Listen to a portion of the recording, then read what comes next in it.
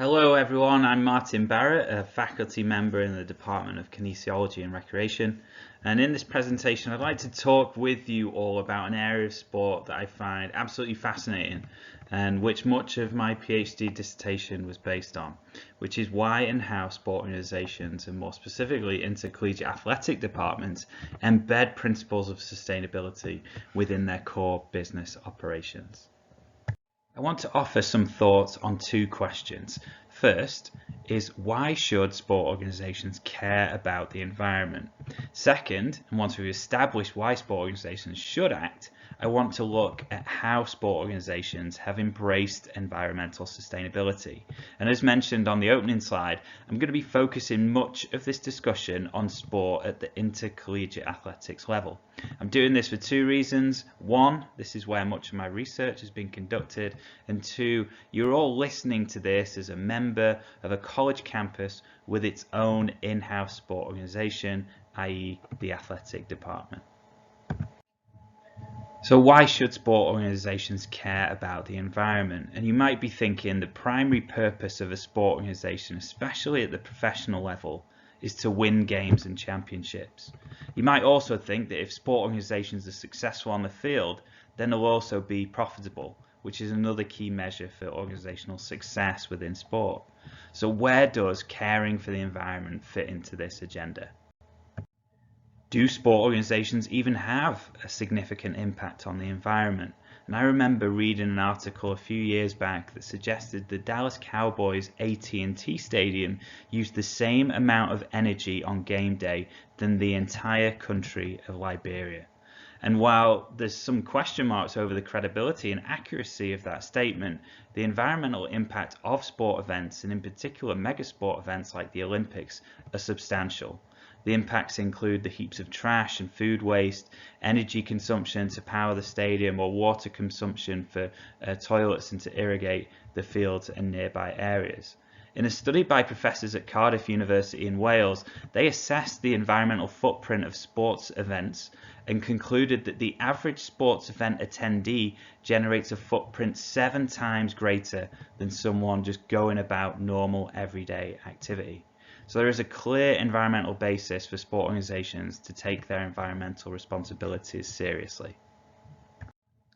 Evidence in sport's impact on the environment helps to justify how sport is not immune to the responsibility of protecting the environment. Rather, sport is a part of life, and life is inclusive of the environment, not separate from it. So taking environmental action through sport is an important step towards realising this responsibility and improving the impact of sport on the environment. Climate change is considered by many to be an existential threat to society, and because sport is not separate from society, as we've just established, then that impact is also felt in sport. For instance, the major sports leagues in the United States that has pioneered and led the way in terms of a collective league-wide sustainability effort is the National Hockey League. They were in fact the first sports league to publish a sustainability report titled NHL Green. Part of the reasoning behind the initial commitment by the NHL has been the threat climate change poses to frozen lakes and ponds, where many hockey players from the northern states and Canada first fell in love with the game. For example, the province of Ontario has warmed by 2.5 degrees since 1950. As a result, the number of high-quality skatable days in Toronto has dropped significantly in the last few decades. From the late 1950s to the early 80s, Toronto averaged between 35 and 42 of those days. Recently, that number has fallen by 25% and projects to fall another 33% by the year 2090.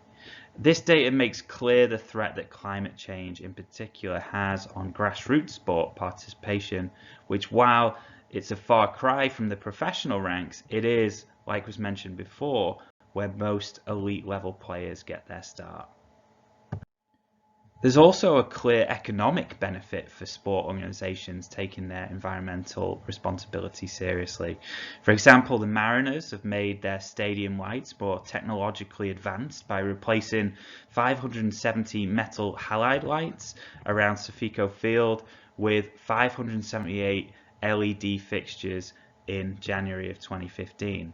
The LED lights are beneficial to both players and fans as they reduce glare and shadows on the field, making it easier for players to see. The lights are also beneficial to those watching the game at home on television because they improve colour as well as reduce flickering in the slow motion replays. Collectively, the LED installation reduced power use at the venue by 784,000 kilowatts each season, saving more than $50,000 in energy costs annually. Similar savings have been realised across other sport organisations at various levels, including community and youth sport, intercollegiate athletics, and pro sport.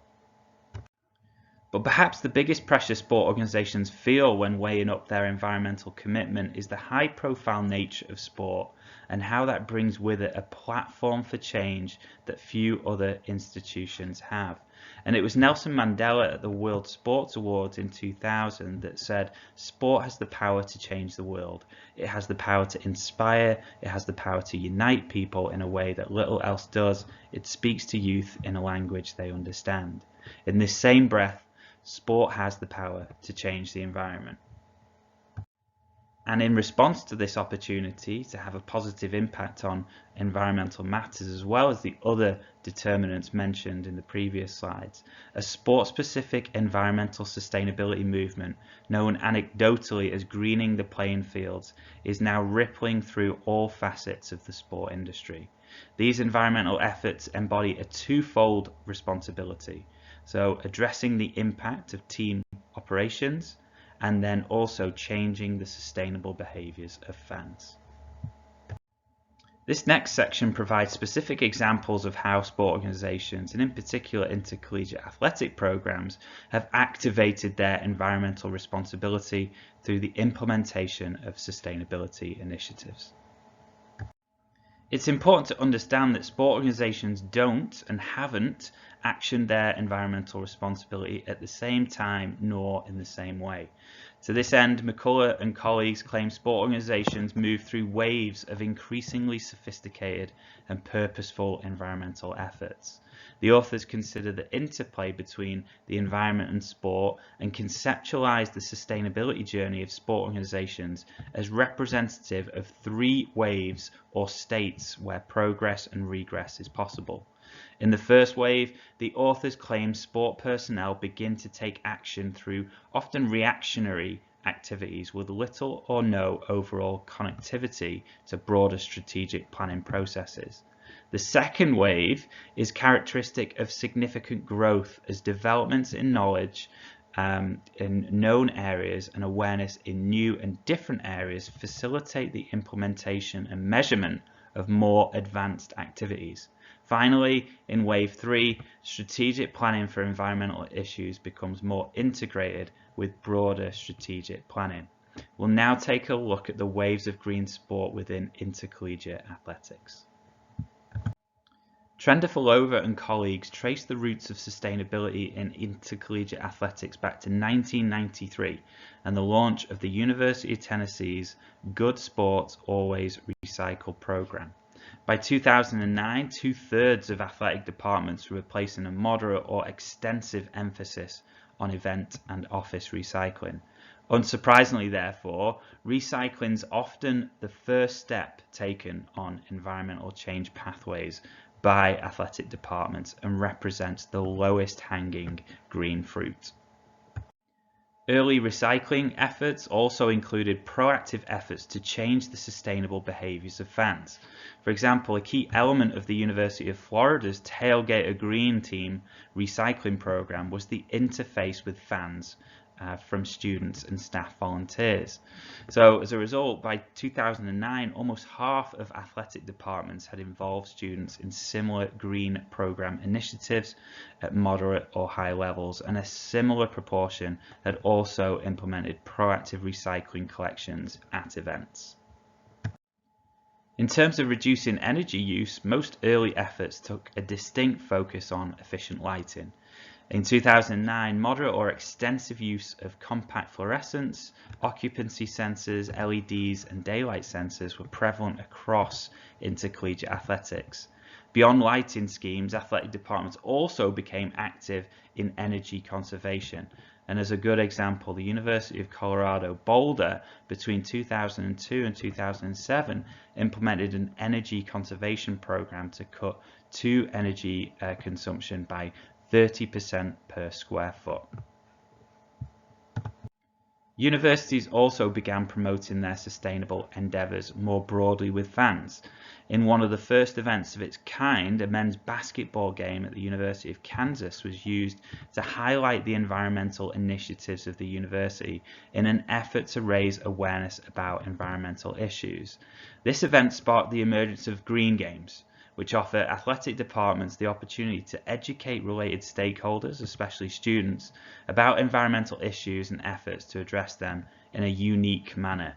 And while green games typically vary in content and conduct of messaging and are often a temporary, one-off form of programming, the events themselves and the associated messages are empirically proven to encourage pro-environmental game day behaviours and at-home behaviours.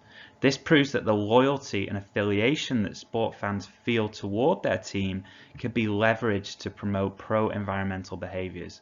In other words, as a fan, I'm thinking, if it's important to my team, then it's important to me. In 2013, the Natural Resources Defence Council published the Collegiate Game Changers report and identified the most prevalent sustainability initiatives, including recycling programs, energy efficient practices, environmentally preferable purchasing, and on-site solar energy production systems. The report also evidences a move by athletic departments toward a more holistic waste management approach rather than strictly recycling. Zero waste efforts require the aggregation of multiple material practices, including the mix of recycling and composting, bin guards and signage, simplification of the supply chain, and outreach and public awareness. And in the context of sports stadia, zero waste refers to diverting 90% or more of disposed materials. The 90% benchmark recognizes the inevitable presence of uncontrollable wastes, which might appear from visiting teams, shipments, and fan-generated rogue materials.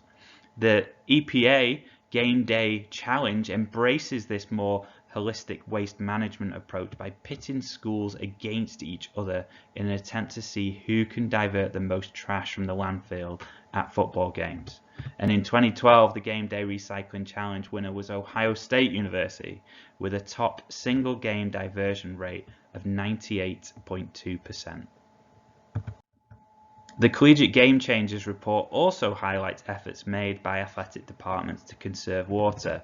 As an example, the University of Washington's renovation of Husky Stadium in 2013 integrated low-flow plumbing fixtures, dual-flush toilets, and native landscaping to reduce water use of the facility by 40%.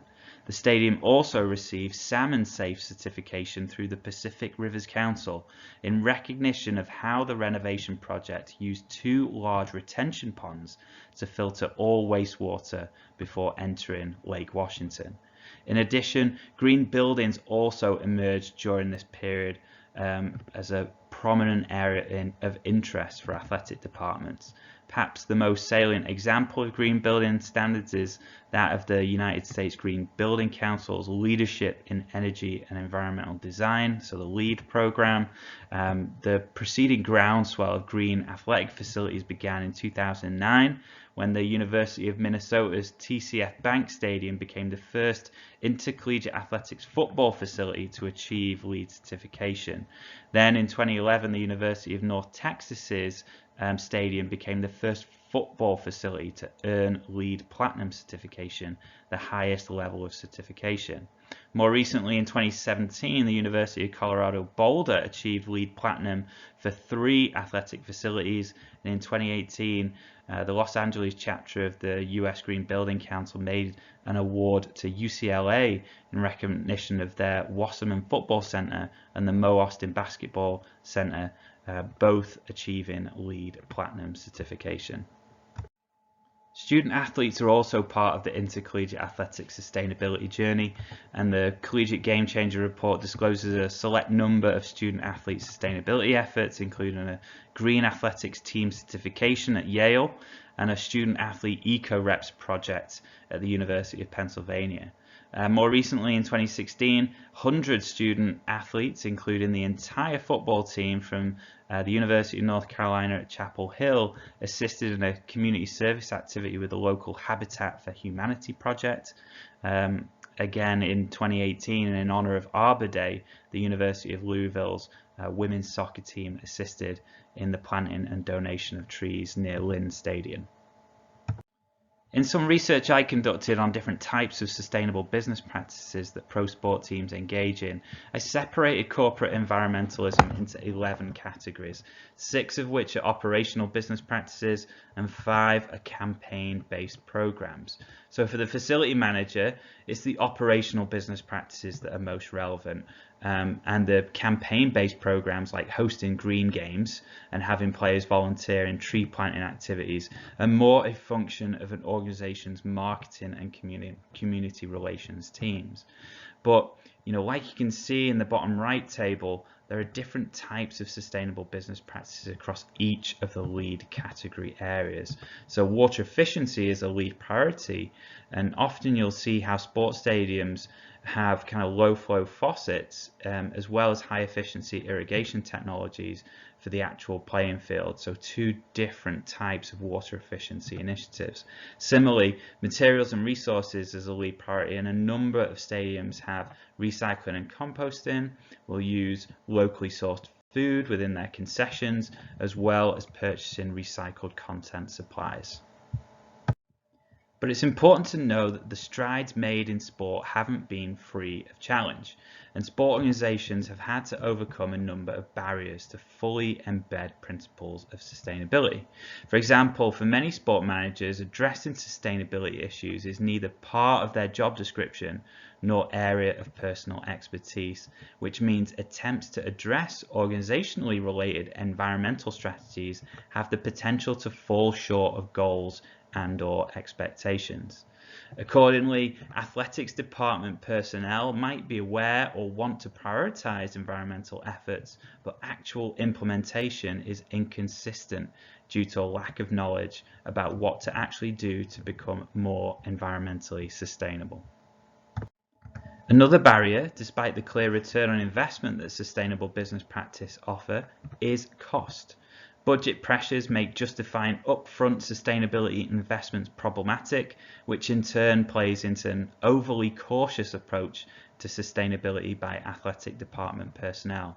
Even win-win sustainability opportunities that offer cost reduction and brand enhancement require a commitment of resources, which might be difficult for athletics department personnel to find.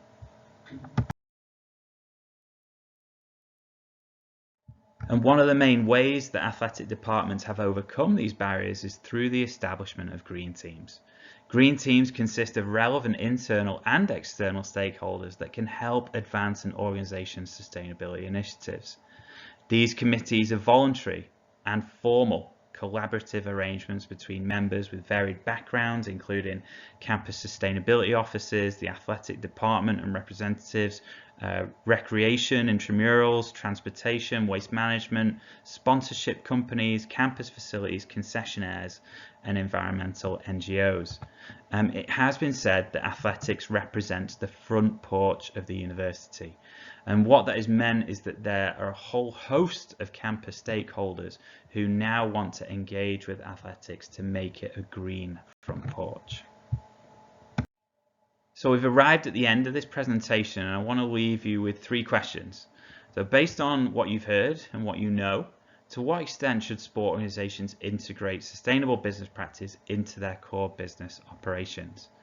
And if you are a sport fanatic like me and also environmentally conscious, then you might want to get involved with your team's efforts, or at least familiarize yourself with how they are meeting their environmental responsibilities. Finally, I'd encourage you to think about how you can be a change agent, whether that be as a fan or a student athlete. Sustainability is not solely a top-down commitment. There are real examples of how students and student athletes have influenced change within their universities and athletic departments. So thanks for listening. If anyone wants to have a chat with me about anything that you've heard in this presentation, feel free to shoot me an email. Have a great rest of your day. Bye for now.